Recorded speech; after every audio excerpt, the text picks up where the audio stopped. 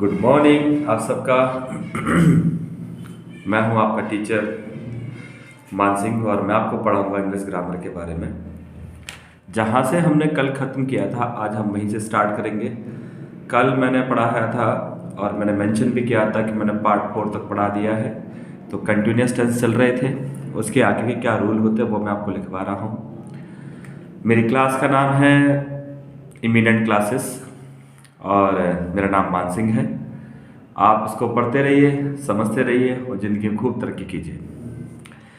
देखिए, जब future tense में होने वाला कोई काम कहाँ पर होगा, कब होगा, निश्चित हो जाता है और उसके करने की इंटेंशन बहुत मजबूत हो जाती है, तो वहाँ पर प्रेजेंट कंटिन्यूअस टेंस लगाते हैं।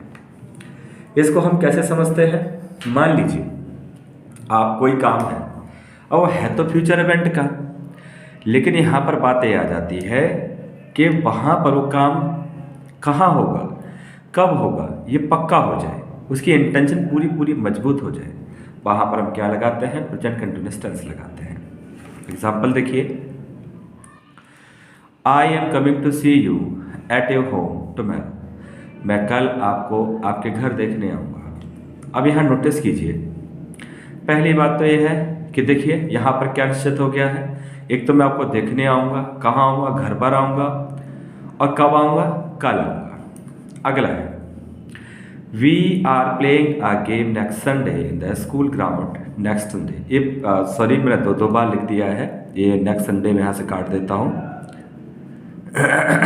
ऊपर नेक्स्ट संडे है, बस यही आपको ध्यान रखना है। We are playing a game next Sunday in the school ground. हम अगले संडे स्कूल के प्लेग्राउंड में क्या खेलेंगे? गेम खेलेंगे। तो ये बात टेंस क्लियर हो गया। अगर किसी को कोई डाउट रहता है तो आप मुझे कमेंट कर सकते हैं। अगला देखिए, जब फ्यूचर टेंस में होने वाला कोई कार्य की संभावना बहुत प्रबल हो जाती है, ज़्यादा हो जाती है, तो वहाँ B going to plus verb की फर्स्ट फॉर्म लगाते हैं। कोई काम जो आपको दिख रहा है कि हाँ ये डेफिनेटली होकर ही रहेगा, तो वहाँ पर हम क्या लगाते हैं? Be going to plus verb की फर्स्ट फॉर्म। जैसे कि सी दीज बिग क्लाउड्स, इन बड़े बादलों को देखो, काले बादलों को देखो। It is going to rain, बारिश होगी।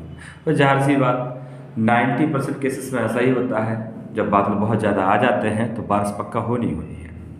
आगे देखिए, जब ऑलवेज का मतलब निरंतरता हो तो वहाँ पर भी प्रेजेंट कंटिन्यूअस टेंस लगाते हैं। मतलब इसका मतलब है कोई चीज़ जो लगातार चलती रहे।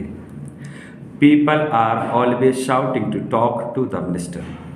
मतलब मंत्री जी अपनी बात कह रहे थे और लोग लगातार नारेबाजी कर रहे थे। तो ये रहे advance rule present continuous tense के। आज से हम स्टार्ट करते हैं प्रेजेंट परफेक्ट टेंस। ये मैं आपको बताता हूँ। देखिए, प्रेजेंट परफेक्ट, परफेक्ट का मतलब क्या होता है? परफेक्ट का सीधा सीधा मतलब होता है कोई चीज़ जिसमें कोई कमी ना रह जाए।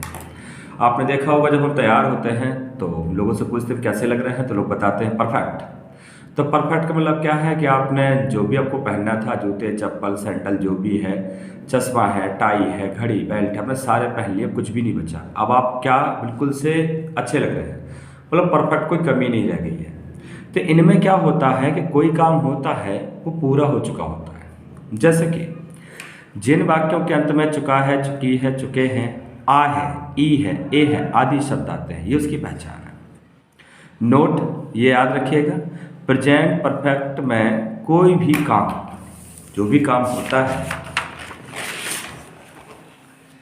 उस काम को खत्म हुए ज़्यादा समय नहीं हुआ है। मैं अभी रजिस्टर ठीक कर लूँ जरा, मैं बताता हूँ आपको। ये देखिए, कोई काम जो होता है उस काम को खत्म हुए ज़्यादा समय नहीं हुआ है। और प्रेजेंट परफेक्ट टेंस में टाइम मेंशन नहीं होता। अगर आपने गलती से यहाँ टाइम मेंशन कर दिया तो ये सिंपल पास्ट हो जाएगा। ठीक है, ये बहुत ही आसान है। मैं एक एग्जांपल देकर आपको लिखा नहीं है, ऐसे ही बता देता हूँ। मान लीजिए मैं आपको कहता हूँ I have passed 12th class. मैंने 12वीं पास की है। और I passed 12th class in 2006, और मैंने 2006 पास की थी। जहाँ टाइम मेंशन होगा वहाँ क्या सिंपल पास्ट हो जाएगा, जहाँ टाइम मेंशन नहीं होगा वो प्रेजेंट परफेक्ट होगा। अब इसके पॉजिटिव के रूल हैं जो बहुत ही आसान है। देखिए, बेसिक रूल तो बहुत ईजी होते हैं, मोस्टली मैं आशा करता हूँ सबको ही इनके बारे में पता होगा। देखिए क्या है, ही है, सी है, इट है, एनी नेम है जाएगा। और यू बी दे आई के साथ में हैव आएगा। पीछे पूरा सेम है, वर्ब की थर्ड फॉर्म ऑब्जेक्ट, वर्ब की थर्ड फॉर्म ऑब्जेक्ट। मैं आपको बता देता हूँ, चाहे परफेक्ट प्रेजेंट का हो, चाहे परफेक्ट पास्ट का हो, चाहे परफेक्ट फ्यूचर का हो, परफेक्ट के साथ हमेशा वर्ब की थर्ड फॉर्म का यूज होता है। राम ने खाना पकाया है, राम हैज़ कुक्ड फूड। वह घर चला गया है, ही हैज़ गोन होम। मैंने आपको पहले भी मेंशन किया था कि गो के बाद अगर होम आता है तो वहाँ टू नहीं लगाते हैं। आगे देखिए बोलचाल में आप लगा सकते हैं, लेकिन ये रूल नहीं है। निगेटिव सब्जेक्ट है, हैज हैव आएगा, नॉट आएगा, वर्ब की थर्ड फॉर्म ऑब्जेक्ट आएगा। उसने अपना काम नहीं किया है, he has not done his work. तुमने अमन को नहीं पढ़ाया है, यू हैव नॉट टॉट अमन। ये निगेटिव हो गया। इंटरोगेटिव पर आइए, ये भी बहुत ज़्यादा इजी है, तो ध्यान दीजिए। हैज हैव आएगा। मैंने आपको पहले कई बार ऐसा बताया, जो बच्चे हमारे क्लास में नए जुड़ रहे हैं मैं फिर से बता देता हूँ। मान लीजिए अगर किसी सेंटेंस में क्या आगे लिखा होता है तो हम क्या करते हैं, क्या के स्थान पे हेल्पिंग वर्ब लगाते हैं। तो हमने यहाँ पे देखो हैज अब मेंशन किया है, सब्जेक्ट है, नॉट है, वर्ब की थर्ड फॉर्म ऑब्जेक्ट है। अगर क्यों, कब, कहाँ, कैसे, कौन सी बीच में आ जाते हैं तो उनकी इंग्लिश सबसे पहले बनाते हैं। तो WH फैमिली आएगी, हैज अब आएगा, सब्जेक्ट आएगा, नॉट आएगा, वर्ब की थर्ड फॉर्म और ऑब्जेक्ट आएगा। ये हो गया। आगे देखिए, अब यहाँ पर एग्जाम्पल है। क्या आपने किताबें बेच दी हैं? Have you sold books? मैंने उसे कब बुलाया है? When have I called him? Ram ने झूठ क्यों बोला है? Why has Ram told a lie? ये हो गया। अब देखिए इसके एडवांस रूल है, वो कैसे देखने हैं आपको मैं बता देता हूँ।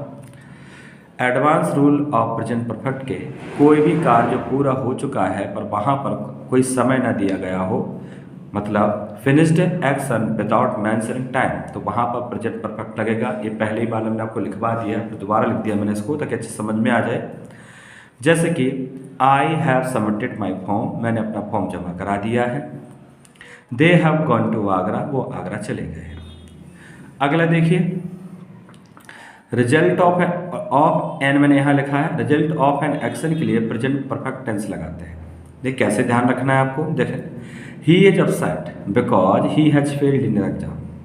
ही इज अपसेट, वह अपसेट है क्योंकि वह पेपर में या एग्जाम में फेल हो गया है। तो देखो ये है, ये वो एक्शन हो रहा है। देखो ये रिजल्ट मतलब अपसेट है। अब यहाँ पर क्या लिखा, रिजल्ट ऑफ एन एक्शन, एक एक्शन का जो रिजल्ट आता है उसके लिए भी हम ये लगाते हैं। तो देखो ही इज अपसेट है because he has failed in the exam है। Today your car is shining, shining में कैन लगाना मैं भूल गया था, मैंने नीचे मेंशन किया, शाइनिंग ये लिखा हुआ है। बिकॉज आई हैव वॉश्ड, तुम्हारी कार बहुत चमक रही है। अब ये रिजल्ट है, अब आपने किया क्या है, क्या आपने इसको धो दिया है। तो जाहिर सी बात है आपको ये सब कुछ समझ में आ गए होंगे। मैंने जैसे आपसे कहा था कि मैं अभी एक मतलब जो मैं सीरीज लिख रहा हूँ A से लेकर Z तक, उसकी मैं वीडियो अगर आप चाहो तो मैं वो भी वर्ड के आपको 30-40 वर्ड में रोज़ आपको बता सकता हूँ। अगर आप चाहते हैं वो क्लास में शुरू करूँ तो आप उसके लिए हमें कमेंट करें और हमारे चैनल को सब्सक्राइब करें, लाइक करें, शेयर करें लोगों के साथ में और इसका लाभ उठाएं। आपका दिन शुभ हो। आपका टीचर मान सिंह, नमस्ते। Thank you very much for watching.